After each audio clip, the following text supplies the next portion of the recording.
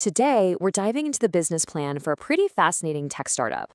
They're trying to solve one of the biggest paradoxes of our time. So let's just jump right in. I mean, think about it. We live in this age of constant connection, right? We've got social media, endless messaging apps, video calls on demand. You'd think we'd be closer to each other than ever before in history. And yet, somehow, for a lot of us, it feels like the exact opposite is happening. There's this growing sense of being alone, a feeling that we've lost something real in all that digital chatter.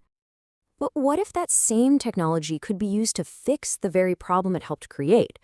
Well, one startup thinks it can, and their plan is, definitely not what you'd expect. Their big idea? It's all about harnessing that powerful, universal feeling of nostalgia and actually turning it into a system for real human connection. Yeah, this is the business of belonging.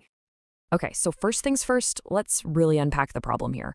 What exactly is this age of disconnection that a company like YAT Stats is even trying to tackle? And look, this isn't just a vibe or a feeling people have, it's a real, measurable trend. Just look at this data from Pew Research. It shows that a massive 77% of Americans feel less connected to their local communities. That is a huge, huge gap. And it's right in that gap that this startup sees its opportunity. So, how are they going to do it? Well, their core strategy is something called behavioral design. Now, this isn't about building another endless scroll social media feed. No, it's about deliberately using these fundamental human drivers. Our need to be recognized, the power of old memories, our desire to give back, to actually engineer a sense of community from the ground up. And this is where the whole thing gets really smart from a business angle. It's not just fluff. According to Deloitte, users who are emotionally engaged are literally twice as valuable over their lifetime. And Nielsen found that content that taps into nostalgia hold our attention for 18% longer. So the goal here isn't just to grab your attention, it's to create meaningful engagement that actually has tangible business value.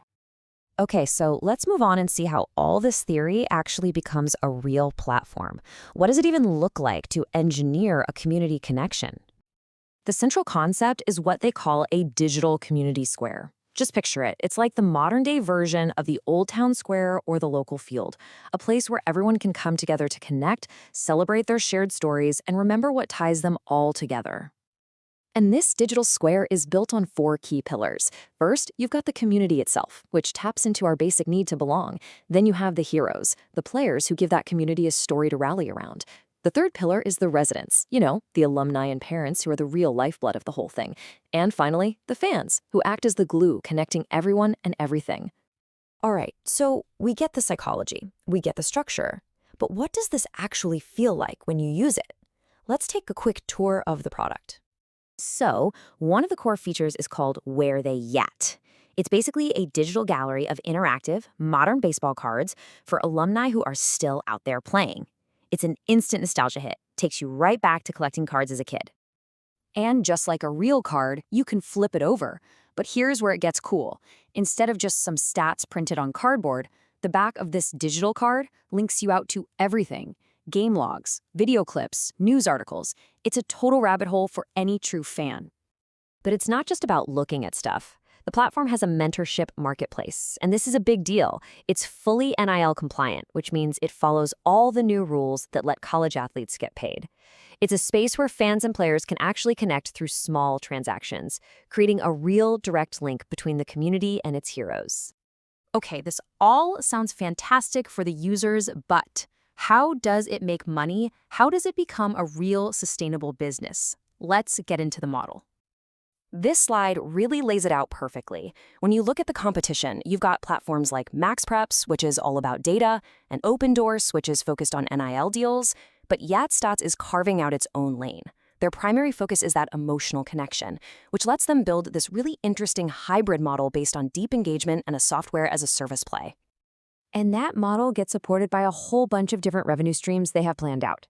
We're talking everything from local sponsorships to licensing their custom alumni software to schools, premium subscriptions for so-called superfans, taking a small cut of those marketplace transactions, and even selling merch.